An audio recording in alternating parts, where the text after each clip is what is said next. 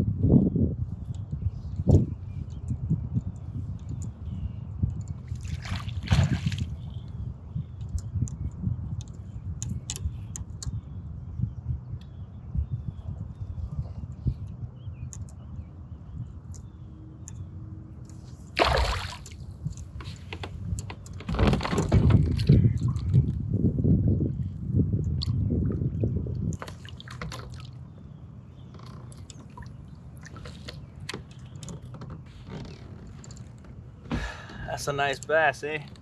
Probably like 16, 17 on the jerk bait.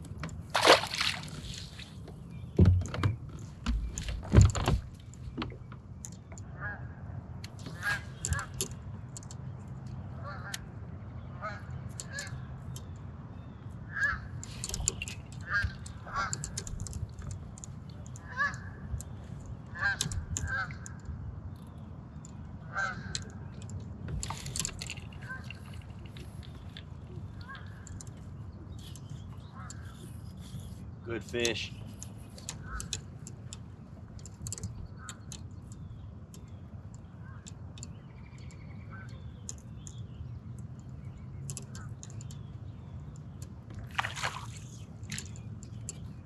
It's another good bass, dude.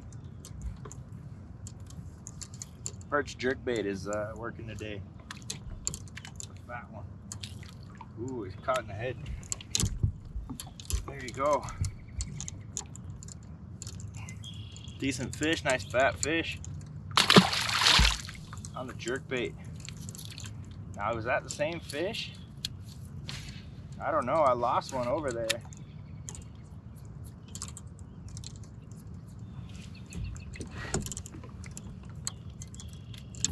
It might be stacked up over there. I had 2 bites. Got to get myself repositioned here. The flat's over that way. There's a little hill right here. It gets into the weeds that are more ready to come up, I guess. And if you've ever fished a mega bass, you know that the trebles are not strong. They're sharp. They're sticky.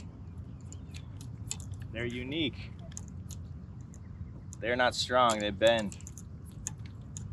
You gotta have enough to stick them and then back off, or have your drag perfect. Or you will bend out your hooks and lose fish. You can always switch them out. There's a few different good ones to switch to.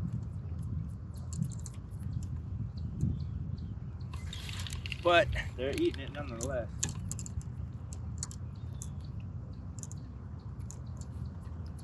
Just missed another.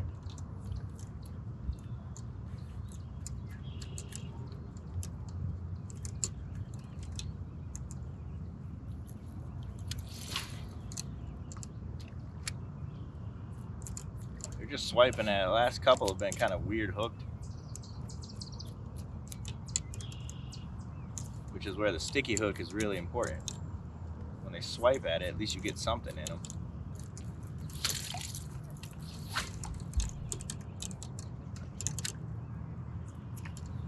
I had a feeling with all this rain, all this kind of weed is kind of, I don't know if it's died off or it just laid down. It's like really heavy with water or something. I don't know, it's in the water, so.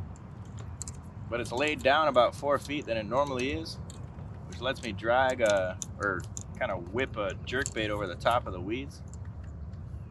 I almost never get to do that, so. Normally this is topped out by now.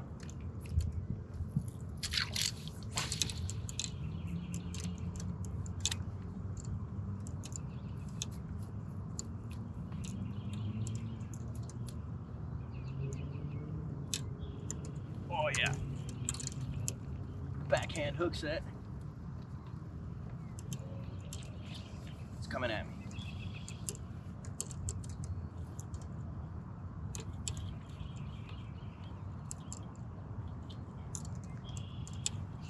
Good fish. Another really good bass.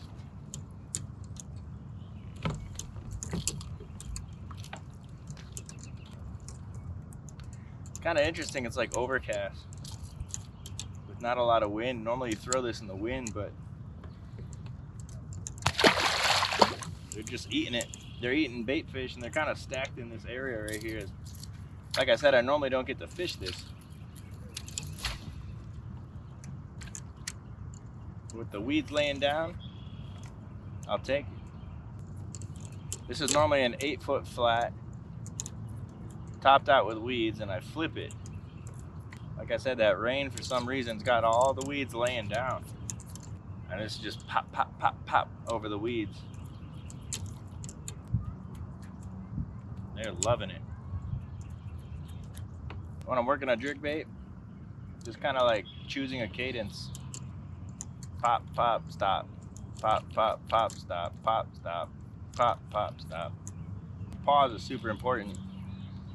The dying fish. Pop, pop, pop. Rest, pop, pop, rest.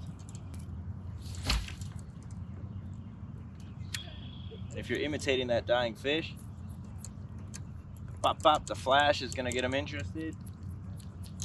But it's the pause is where they bite. So sometimes it comes after the pause because they'll come up, investigate, think, and then on that next pause, they don't want that meal to get away, so they'll eat it on the next pause. And you can change up how aggressive you're doing it. Mine are really, really small pops right now. Pop, pop, pop, pop. But you can rip if you want. Normally I'm ripping when they're really aggressive.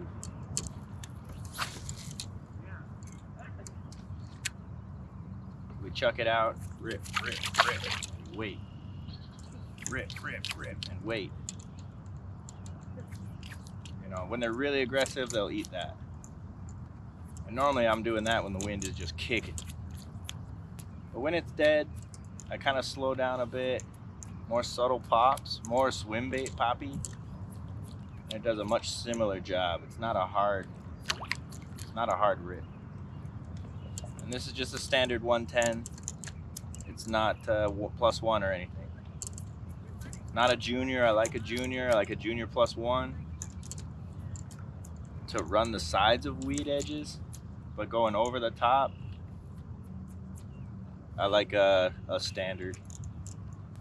And then when they bite, you just turn into them. Not a monster hook set at all. I mean, it still feels good to turn all the way into them and see that thing bend. This is a Seth Fighter jerkbait rod from Daiwa. Got such a nice bend to it. It's really forgiving on the pop, so when you pop it, it's just giving it just enough momentum to pop, but not pull the bait towards you. You want to keep it in the zone as long as you can while you're working. And if you notice, it's like pop, reel, and I'm just taking the slack out of it, not reeling the bait towards me at all. It's the pop. That's what's moving the bait.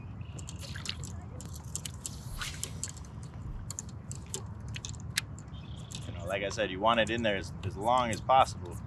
You're not really using the reel at all unless you're picking up slack. This is a 7-to-1. You could go even slower. Ooh, that feels good.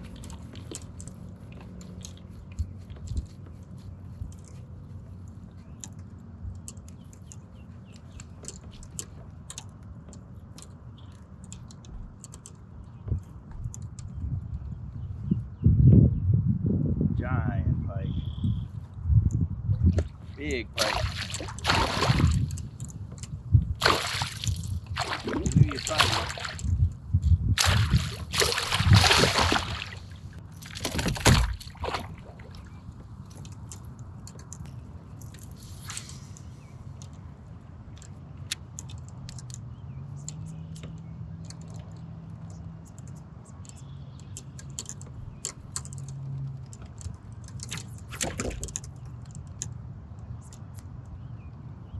Gotcha!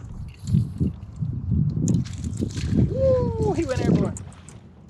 Go airborne again.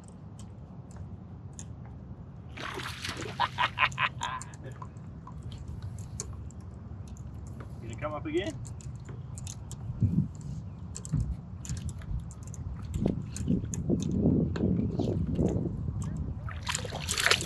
Look at the way he ate that, dude.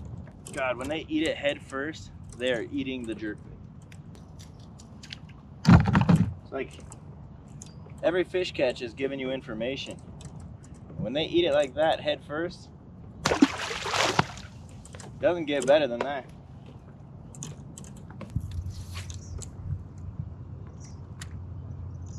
I'm pretty sure you saw it get caught in the grass, and I made a giant pop to get it out of the grass and clean it. I think it was the next couple pops that he ate. So if it gets caught in grass, you just clean it, rip it, should be out, keep popping. And they love that, dude. They'll eat that all day.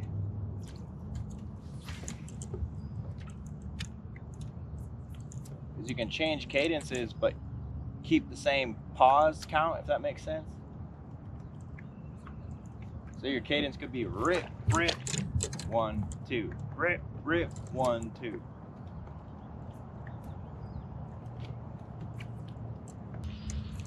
There's also tiny little minnows, which means there's bait fish in the area. They're jumping. They're trying to eat these little like insects or something. And then every once in a while you'll see a pocket of them take off. And I've been throwing at those a couple times and having some success, because oftentimes that means there's a bigger fish under them eating that bait fish. Or at least moving through the area. They might not be actively eating it, but something spooked those little bait fish. And like, I have the live scope so I could look over there, but sometimes using your visuals top of the water along with your electronics can help you. One of the biggest things I'm learning now is I was staring at live scope trying to figure it out and forgot to look up and fish or read the weather or feel the wind or feel the temperature or the humidity. I've learned so much by myself without live scope that I forget and relied on live scope way too much.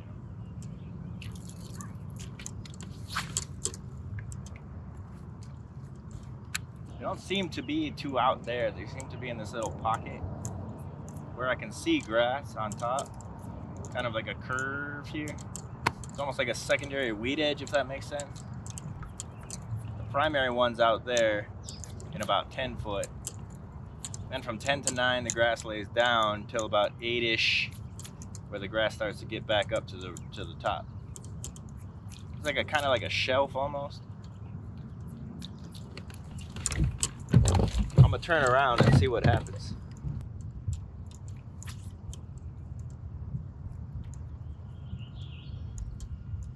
You can also keep moving down a little bit. I don't think they're really grouped up. They're just kind of hanging around and going everywhere.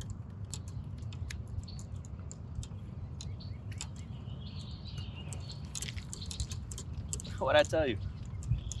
It's like a secondary weed edge. That's a pike though.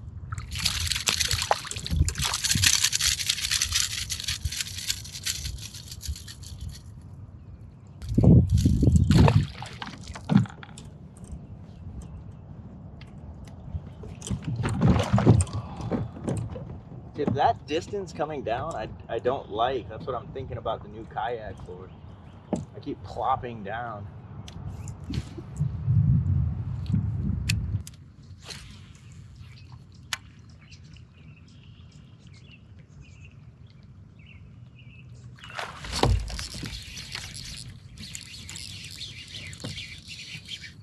Oh, that was sweet, huh? Pike bite.